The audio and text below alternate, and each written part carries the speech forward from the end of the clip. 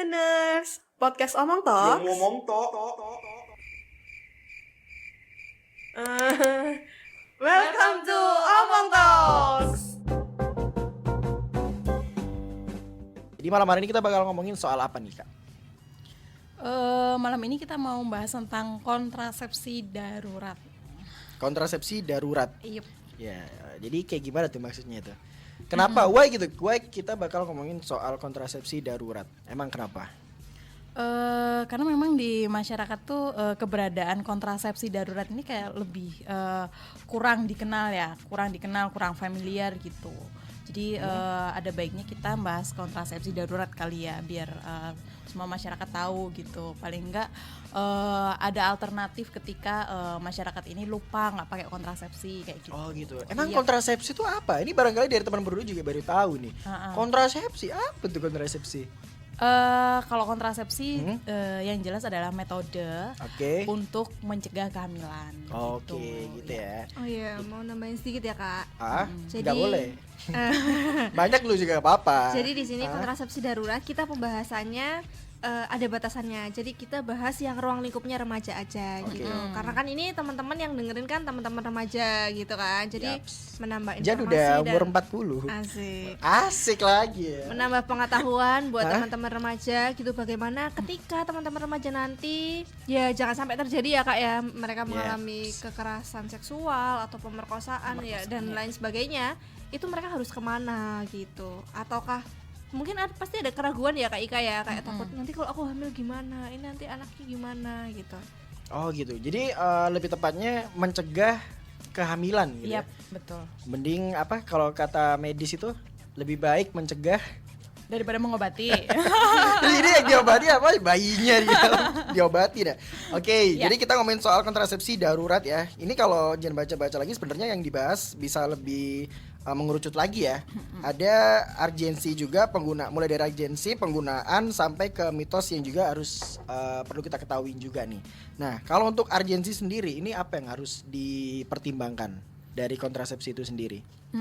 Kalau melihat fenomena yang terjadi di masyarakat atau di remaja ya, kalau PKB itu kan ada juga pendampingan mengenai kekerasan seksual, apalagi perkosaan. Nah itu remaja atau korban kekerasan seksual atau korban perkosaan itu biar mengetahui apa yang harus diakses ketika terjadi perkosaan terhadap mereka begitu. Nah, adanya kontrasepsi darurat ini kapan mereka harus mengakses, terus bagaimana caranya mengakses itu harus diketahui di halayak atau di remaja gitu. Oke, jadi Itu mereka sih juga lebih harus urgent. tahu ya. Iya, paling enggak remaja itu tahu ketika saya menjadi salah satu korban kekerasan seksual atau korban perkosaan di situ, maka saya harus mengakses kontrasepsi darurat di mana begitu, biar untuk mencegah terjadinya kehamilan itu tadi ya. Apalagi yang namanya perkosaan kan siapa sih yang mau hamil dari hasil perkosaan, kan nggak ada yang mau gitu loh. Bener. Jadi kita juga dari kembali ke diri kita sendiri ya, kita juga harus waspada gitu ya. Iya. Sebenarnya kalau ngomongin kontrasepsi itu apa ya, yang paling muncul di pikiran Jen itu seperti kayak alatnya gitu ya. Padahal sebenarnya nggak cuma dari alatnya itu tadi ya, tapi juga berupa dari tindakan itu tadi ya. Iya. Contoh misal kayak seperti Kak Ika bilang urgensi, itu berarti dari diri kita sendiri yang harus waspada terhadap mungkin orang lain bisa aja punya tindakan yang semena-mena gitu ya, jahat gitu, mau memperkosa gitu ya. Itu juga termasuk kontrasepsi. Apa gimana? Ya, jadi kalau kalau memang terjadi kak siapa tadi yang namanya? Kak Steve, Jan. Oke, Kak Zen gini. Kak Zen, Apa? Enjan. Story Oke. of my life. Oh, jadi nggak jadi Kak Steven ya? Enggak. Oke. Jadi gini kan Jan. Jadi ketika remaja itu tahu tentang adanya kontrasepsi darurat ini, tentang bagaimana cara mencegah kehamilan, sebenarnya lebih ke bagaimana dia memberikan edukasi ke orang yang lain bila terjadi hal-hal yang Tidak diinginkan. Misalnya perkosaan terjadi ke temennya, atau temennya kalau misalnya pacaran terus habis itu dipaksa untuk melakukan hubungan seksual oleh pacarnya, misalnya kayak gitu. Itu harus ada penolakan gitu. Iya, harus ada penolakan atau harus ada tindakan-tindakan yang memang semacam diketahui lah untuk mereka gitu. Jadi lebih ke arah memberikan sosialisasi, kita bersosialisasi gitu ya, memberikan edukasi gitu. Memberikan edukasi, Oh, kita itu- tahu bagaimana cara mencegah, terus bila terjadi bagaimana penanganannya seperti itu. Oke, Tapi ini next. kan Hah? kita lagi lebih ke metodenya gimana kalau misalnya terjadi kekerasan Kepada seksual, remaja. kekerasan seksual atau perkosaan Berarti pada ini remaja. afternya setelah terjadi. Iya, setelah Oke. terjadi. Jadi apa yang harus dilakukan biar tidak terjadi kehamilan itu tadi gitu. Jadi kita masih ngomongin soal kontrasepsi darurat ya. Ini tadi baru baru tahu juga maksudnya ternyata ini tuh kita ngomongnya lebih ke orang yang afternya gitu ya, setelah mereka menjadi korban gitu. Jadi apa sih yang harus aku lakuin ketika dia udah jadi korban, habis gitu terkena kekerasan seksual atau pemerkosaan sehingga dia hamil, habis itu dia kan biasanya bingung gitu ya, ini aku harus ngapain. Nah, dan disitulah dari kontrasepsi darurat ini tadi, ini sebenarnya juga bisa membantu mereka untuk menemukan solusi ya. Nah, untuk metodenya sendiri tuh kayak gimana? Untuk penggunaannya dari cara minum atau mungkin berapa kali, terus idealnya tuh kayak gimana tuh? Mungkin aku jawab dulu, nanti Kak Dina bisa nambahin ya. Ya sweet dulu deh sweet. Ya. Jadi kalau sebenarnya kontrasepsi darurat ini berupa pil, jadi berupa pil gitu, atau disebut juga biasanya morning after pills.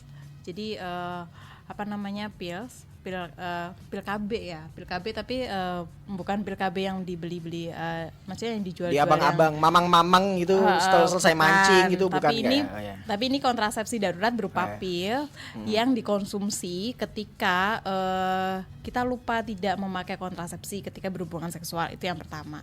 Yang kedua, ketika terjadi perkosaan atau kekerasan seksual seperti itu. Nah, atau yang ketiga ketika kita memakai kontrasepsi tetapi ternyata kontrasepsinya ini nggak efektif, misalnya pakai kondom terus kondomnya bocor seperti itu penggunaan kontrasepsi darurat ini bisa diaplikasikan sebelum 72 jam atau maksimal 72 jam setelah berhubungan seksual gitu. Jadi ada batasan waktunya itu. Iya, jadi jadi- misal dia mau setelah terkena gitu ya, dia sebelum 72 jam harus minum itu. Iya, betul. Terus kalau semisal dia udah ngelebihi dari 72 jam, Kalau lebih 72 jam otomatis kan dia nggak efektif ya. Pilsnya ini Nggak bekerja. kondarnya ini nggak bekerja secara efektif untuk melindungi si korban dari kehamilan gitu. Oh, kayak gitu. Kalau yang sebelum 72 jam itu berarti kayak gimana? Ya lebih efektif. Lebih efektif ya. Efektif, Lebih aktif. betul. Berarti sebelum ini sebenarnya kalau dipakai sama orang yang udah berkeluarga emang dipakai juga biasanya. Iya, kalau misalnya untuk yang berkeluarga bisa menjadi alternatif juga gitu. Oh, Tapi oke. tidak untuk menjadi kontrasepsi yang dipakai secara utama atau rutin atau terus-menerus harus kita pakai kontrasepsi ini pil kondar ini karena minumnya nggak harus diminum terus-menerus atau minumnya cukup simpel, hanya minum 2 tablet udah cukup kayak gitu-gitu. Tapi Itu ada nggak anjuran bisa. apa? Nggak bisa diminum secara kontinu menjadi nggak bisa. kontrasepsi utama yang Kak Dina bilang tadi. Berarti kalau ngomongin soal idealnya minum itu nggak ada berarti? Atau gimana? Kalau biasanya kan kita beli obat ya, kata Pak Dokter tuh biasanya kalau aku batuk gitu ya, beli obat nih diminum ya sehari 3 kali gitu ya, setelah makan atau setelah renang gitu ya, enggak ya. Setelah makan diminum 3 kali sehari ya. Oke. Terus kalau bisa habis makan. Nah, takarannya itu pakai gelas jumbung. Enggak. Apa kayak gimana? Ada nggak sih anjurannya kayak gitu? Ya, kalau anjurannya sih lebih ke yang penting kontrasepsi darurat ini, pil ini diminum sebelum 72 jam setelah terjadi hubungan seksual begitu. Nah, cara minumnya atau dosisnya itu memang sudah ditentukan. Misalnya di situ kan kalau kontrasepsi darurat itu pasti 1 pack itu hanya terdiri dari 2 tablet. Nah, tablet pertama diminum pada saat jam pertama, misalnya jam pertama jam 8 minum ya. Nah, nanti dosis kedua diminum 12 jam setelah dosis pertama gitu. Oke gitu. Jadi yang nggak harus nggak sesuka kamu minumnya gitu kan? Tetap ada aturannya dan itu nggak bisa diakses secara bebas ya nggak sih. Jadi harus pakai Di apotek-apotek gitu? nggak bisa. Oh, nggak bisa. Berarti Harus ada pakai, sendiri. iya harus Harus pakai pakai resep apa? dokter. Iya, mungkin ini perlu di highlight ya buat teman-teman remaja yang mungkin sedang mendengarkan terus dia kepikiran gitu, oh kayaknya aku bisa nih pakai kondar. Nah itu tidak Wah, bisa iya, diakses iya, secara iya. bebas gitu ya. Jadi memang buat teman-teman yang mengalami kekerasan seksual, pemerkosaan gitu ya, itu bisa konsultasi dulu sama dokternya. Nah dokter nanti pasti kan memberikan solusi kan, nggak harus kondar mungkin atau ada cara yang lainnya gitu. Jadi jangan pernah gunakan kondar ini secara rutin, apalagi kalau kalian belum menikah tanpa pengawasan dokter.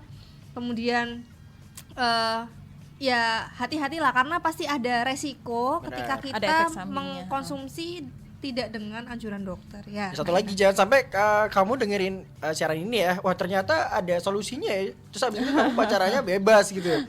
Gak boleh, jangan sampai kayak gitu, nanti dimarahin sama Kak Dina, disentil Aduh. kupingnya. Disemprit nanti. Disemprit ya, suruh push up nanti. Terus abis gitu apakah dari kontrasepsi ini sendiri itu hanya berupa pil atau ada jenis lain, mungkin bubuk atau sirup atau Ada bubuk tinggal diisep gitu ya. rentengan gitu enggak? Enggak. Enggak. Jadi ini bentuknya pil, tapi ada alternatif kedua itu IUD. Kalau IUD itu lebih Tagaku ke itu. IUD itu salah satu IUD. metode kontrasepsi sebenarnya, metode alat kontrasepsi. Biasanya kalau masyarakat itu kenalnya spiral. Gitu. Itu bentuknya tadi kayak gimana? Yang spiral? Kalau spiral tuh bentuknya alat gitu. Oh, jadi alat gitu berbentuk kayak huruf T.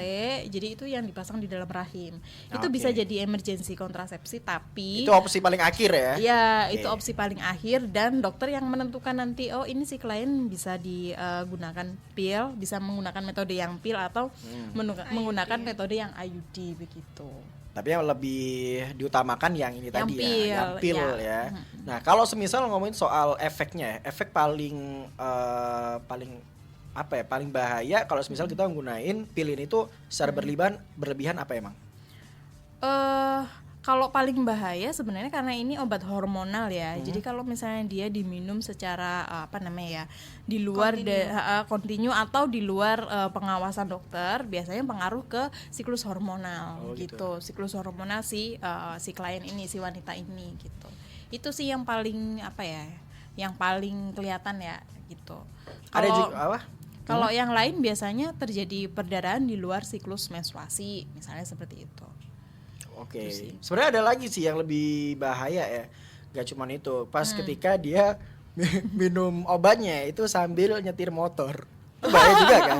Kan gak dianjurkan juga. Nggak dianjurkan. Dianjurkan Itu lebih juga. bahaya itu. Tapi sempat waktu off air kita ngobrol ya. Ternyata juga untuk ngomongin soal kontrasepsi darurat, ini juga ada mitos-mitos yang ternyata juga harus diketahuin sama anak muda zaman sekarang gitu.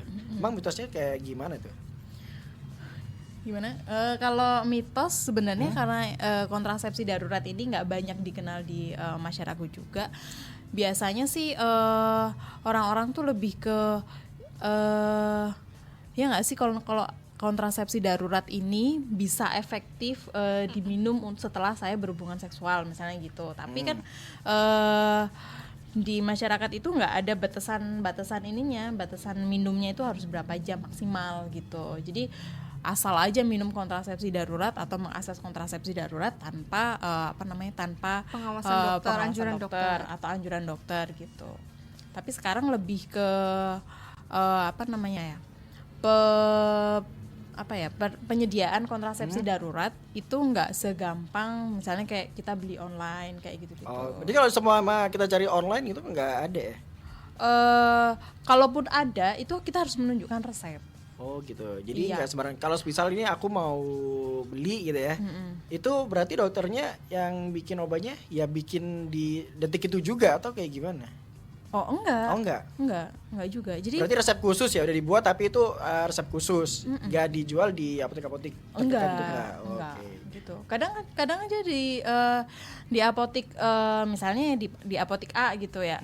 Karena aku juga pernah pernah mencoba untuk membeli tapi tanpa resep ketika waktu itu. Membeli tanpa resep. Resep dokter. Oke, Jadi terus? aku aslinya aku bawa resep tapi aku coba nggak tak tunjukin resepnya, itu nggak bisa. Nggak bisa untuk mengakses itu dan ditolak gitu. Ketika saya sudah tunjukin resepnya itu baru diterima oh iya sebentar silakan ditunggu gitu. Jadi Berarti kayak lebih pilnya tuh resepnya bisa beda-beda gitu. Atau kayak gimana? Resepnya tuh sama Kak, Sama. cuman kan tergantung nanti kita setelah konsultasi sama dokter, oh ternyata si A ini harus mengkonsumsi pil kontrasepsi darurat gitu. Nanti ya obatnya sama, hanya saja Obatnya misalkan sama. nanti dari dokternya kan beda-beda, mungkin ada terapi atau perlakuan khusus dari dokternya, anjuran khusus dari dokternya gitu. Tapi yang perlu di-highlight adalah obat ini tidak dijual, pil kontrasepsi darurat ini tidak dijual secara bebas, jadi harus menggunakan resep dokter. Oke, tapi untuk minumnya itu ada pantauannya nggak sih kayak dokter gitu ya? Nanti setelah minum berapa kali kamu coba cek ke dokter lagi gitu, kayak gitu nggak? Atau ya udah setelah beli kamu minum ya udah nggak perlu cek lagi ke dokter gitu atau kayak gimana? Itu sih nunggu anjuran dokternya aja, Oke. gimana hasil konsultasi sama tektokan sama dokternya gitu. Oke. Tapi kalau menurut Kak Dina sama Kak Ika banyak nggak sih anak muda ya yang ya konsultasi karena menjadi korban atau ya mungkin dia takut mungkin ya karena pacaran, habis gitu ya akhirnya apa ya kayak moto peteng gitu ya. Terus habis gitu dia Hilaf takut gitu. gitu, kilaf. Terus banyak gak sih kalau menurut dari Kak Kak Ika Kak dulu Ika deh. sama Kak Dina untuk zaman sekarang gitu ya? Kalau sebenarnya kalau remaja yang datang langsung ke klinik untuk konsultasi sebenarnya sedikit ya, nggak banyak dari mereka yang langsung membicarakan bahwa saya adalah korban dan saya butuh untuk mengakses kontrasepsi ini, kayak gitu nggak banyak. Tapi beberapa yang datang ke klinik itu adalah ya memang mereka yang memang benar-benar korban gitu. Jadi mereka yang jadi tapi kalau mereka- misal aku beli gitu barangnya langsung jadi ya? Apa ditunggu dulu gitu nggak? itu barangnya memang sudah ada. Oh sudah ada. Jadi ya, ya. nggak yang Ditunggu dulu berapa apoteker gitu, ini Pak, nggak harus meracik dulu. Kayak bartender obatnya isinya gitu, ini enggak. Mau tambahin sirup ini nggak kelapa muda nggak gitu ya? Kalau pakai kontrasepsi darurat ini apakah juga bisa mencegah penularan virus? Nah gimana nih? Apakah emang bener bisa atau ternyata nggak ngaruh sama sekali atau mungkin sedikit bisa mencegah? Kayak gimana nih? Kalau kontrasepsi darurat itu nggak bisa mencegah dari penularan Penyakit menular ya? Ya, penyakit menular seksual dan HIV/AIDS ya. Nah, oke. Itu nggak bisa Nggak bisa. memproteksi kita dari penularan virus penularan virus IMS Iya. ataupun HIV gitu. Oke, jadi apa ya? Itu hanya untuk mencegah mereka yang udah hamil gitu ya? Belum hamil. Oh belum dong. hamil, maaf. Iya. Itu mencegah mereka Mencegah yang kehamilan lah. ya, Ya, yang udah jadi betul. korban gitu. Ya. Jadi bukan berarti nih obat itu bisa mencegah dari penyakit-penyakit lainnya juga gitu. Berarti benar-benar nggak bisa ya? Nggak ngefek bisa. sama sekali ya? Nggak ngefek sama sekali. Yang bisa mencegah dari penularan IMS dan HIV ya cuma satu, kondom. Nah, tapi itu juga belum tentu mencegah juga 100% ya. Iya, Nah, iya, belum tentu biasa. juga. Bisa Iya, aja betul. seperti bilang Kak Ika tadi kan bisa aja tuh kondomnya bocor. Kondomnya bocor, Nah, betul. makanya. Tapi ya kan, tapi bisa ketika korban kekerasan seksual atau pemerkosaan itu terinfeksi HIV atau tertular gitu ya dari pelakunya, mereka bisa mengikuti pengobatannya sendiri. Mungkin kita akan bahas di segmen selanjutnya gitu ya Kak Ika Oke, ya. nah. Sesi selanjutnya gitu ya. Iya gitu ya Oke. kan. Itu bisa nanti ada treatment apa ya, Konsultasinya ada- juga, ada Betul. metodenya juga. Jadi kalau misalkan itu juga sebenarnya kita nggak harus pasrah juga gitu kan. Yes, jadi masih ada harapan, Masih ada harapan. hidup lah untuk teman-teman remaja yang mungkin saat ini atau pernah mengalami kekerasan seksual, pemerkosaan dan lain-lain gitu. Oke. Karena ini udah hampir masuk di jam 9 ya. Mungkin ada kesan, pesan atau hal yang mungkin mau disampaikan buat teman berdua untuk masalah tema kita yang kita obrolkan malam hari ini. Apa nih? Kunci mungkin? Kunci lemari? Kunci kehidupan. Apa? Love-nya ya. adalah loh. Kalau kamu lihat ya, ini kan ada videonya ya teman berdua. Tadi Kak Dina itu dia mempraktekkan apa ya, cinta tapi dalam bentuk non verbal. Jadi gimana? Apa nih Ya. kesimpulan dan pesan pesannya?